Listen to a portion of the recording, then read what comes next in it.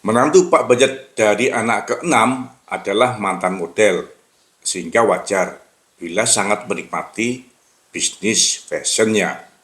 Tentu saja dengan target pasar menengah atas, mulai dari fashion anak-anak sampai dengan perempuan dewasa, termasuk mainan anak-anak. Dan tentu gerai-nya sangat mewah dan tersebar di mal-mal pilihan, di antaranya Sentul City, BSD City, Summarecon, Kelapa Gading, Grand Mall, Delipax Medan, Pascal Bandung, Pakuwon Surabaya, Trans Studio Makassar, Mantos Manado, dan lain-lain. Sampai saat ini telah memiliki lebih dari 100 gerai di mal-mal ternama di Indonesia. Namun, yang bikin pusing Pak Banjet, sejak pandemi 2020, usaha anak mantu Pak Banjet selalu merugi. Hutangnya juga sangat besar. Wow, pusing.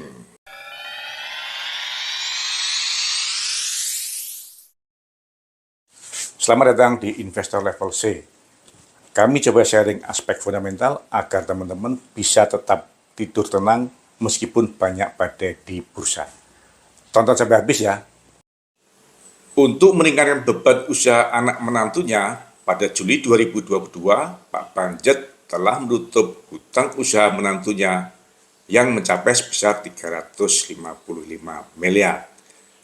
Karena dana Pak Banjet berasal dari perusahaannya yang ada di luar negeri atau PMA, maka Pak Banjet melunasi hutang menantunya tersebut dengan skema convertible bond, yaitu pemberian hutang yang nantinya bisa ditukar menjadi saham nanti. Menjadi sahamnya nanti, bukan saat ini. Ini berbeda dengan skema setoran modal yang akan membuat Pak Banjet langsung menjadi pemegang saham. Hal ini dilakukan agar status usaha menantu Pak Banjet tetap PMDN, penanaman modal dalam negeri, sehingga dapat segera listing. Dan tentu saja Pak Banjet bertekad apabila listing, jangan sampai listing di papan akselerasi, agar apabila nantinya boncos, harga sahamnya bisa tertahan di Rp50, tidak kurang, bahkan sampai menjadi belasan rupiah saja, seperti emiten pada papan akselerasi lainnya yang belum berumur 1 tahun. Dengan skema convertible bond, maka pada tahun 2022 terjadi perubahan signifikan pada neraca perusahaan menantu Pak Banjet. Ekuitas naik 588% dari hanya 59 miliar menjadi 391 miliar. Sehingga net tangible asset atau NTA juga meningkat dari hanya 47 miliar menjadi 383 miliar. Telah memenuhi untuk masuk dalam papan pengembangan, minimal NTA-nya 50 miliar. Namun, meskipun telah memenuhi syarat NTA minimal 50 miliar, sampai akhir Oktober 2022, usaha menantu Pak Banjet masih belum untung, sehingga Pak Banjet masih harus berpikir keras agar usaha anak mantunya tidak merugi dan terpaksa listing di papan akselerasi. Untungnya, Pak Banjet adalah penggemar dari Pak Tarno dan diam-diam belajar sulap dari mantra mautnya Pak Tarno, sehingga dengan mantra maut bim salah bim jadi untung prok prok prok, bim salah bim jadi untung prok prok prok, bim salah bim jadi untung prok prok prok. Dibantu ya, maka di ujung tahun 2022 Pak Banjet berhasil membuat usaha anak mantunya menjadi untung. Caranya dengan menjual aset kepada pihak berelasi, yaitu kepada PT Kanmo Retelindo atau pemegang saham pengendali. Pepi menjual aset berupa yang pertama, bangunan gudang senilai 83 miliar pada 17 November 2022. Karena gudang tersebut masih sangat dibutuhkan, maka setelah dijual, lalu disewa lagi sebesar 4,36 miliar per tahun atau 5,25% dari harga transaksi penjualan. Lucu juga kan? Yang kedua, Pepi juga menjual aset berupa ruko senilai 33 miliar pada 14 Desember 2022. Sehingga total penjualan kedua aset tersebut sebesar 116 miliar. Karena nilai bukunya hanya 37 miliar, maka dengan mantra BIM salah BIM jadi untung, prok prok prok. BIM salah BIM jadi untung, prok prok prok. BIM salah BIM jadi untung, prok prok prok. Pak Banjet bisa membantu menambah perolehan keuntungan usaha anak mantunya sebesar 79 miliar, yaitu dari 116 miliar dikurangi dengan nilai buku 37 miliar. Untungnya 79 miliar atau 68% dari penjualan kedua aset tersebut. Wow, mantap kan? Ini merupakan rekayasa keuangan yang dilakukan oleh PT Multitrend Indo, calon emiten dengan kode PEPI. Dengan cara ini, maka akumulasi earning before tax atau EBT atau keuntungan sebelum pajak dari PEPI selama 2 tahun terakhir masih di atas 10 miliar. Sehingga PEPI berhasil manggung pada papan pengembangan.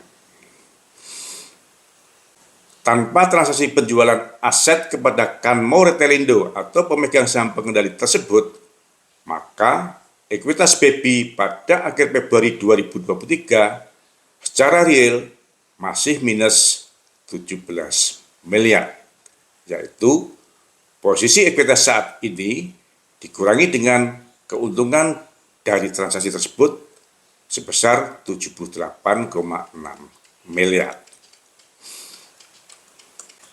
Jadi, sebelum listing telah ada 2 rekayasa keuangan terhadap PEPI.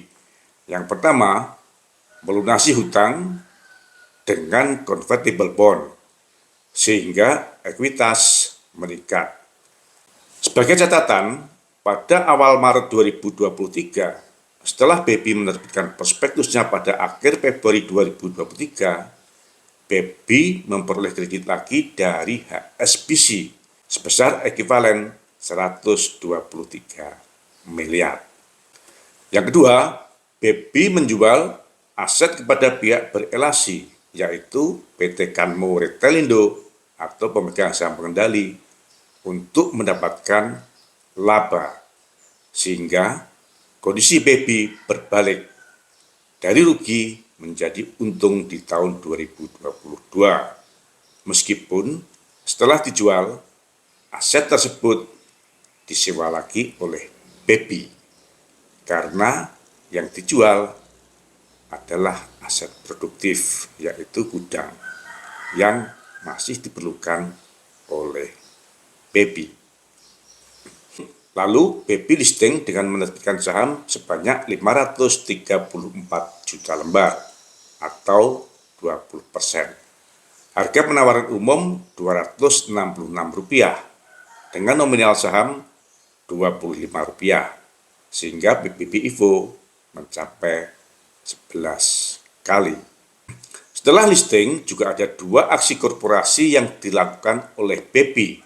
Yang pertama, kreditur atau Blooming Yachts mengeksekusi convertible bond menjadi saham dengan harga sama dengan harga penawaran umum.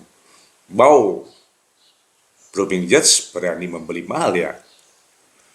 Dan yang kedua, Blooming Yachts juga berlanjut mengambil alih saham Kanmo Retailindo dengan harga Rp373,37 per lembar atau 40% di atas harga penawaran umum.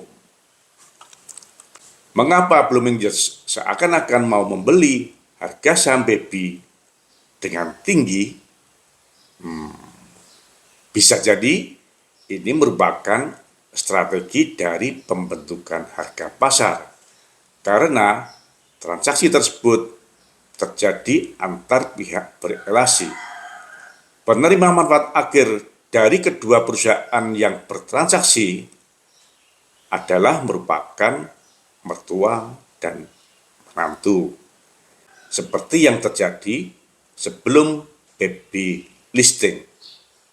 Dan masih ada saham treasury BEPI sebanyak 3% atau 80 juta lembar yang siap dilepas kapanpun, sehingga akan membantu BEPI untuk bisa mempertahankan atau membentuk harga pasar sahamnya.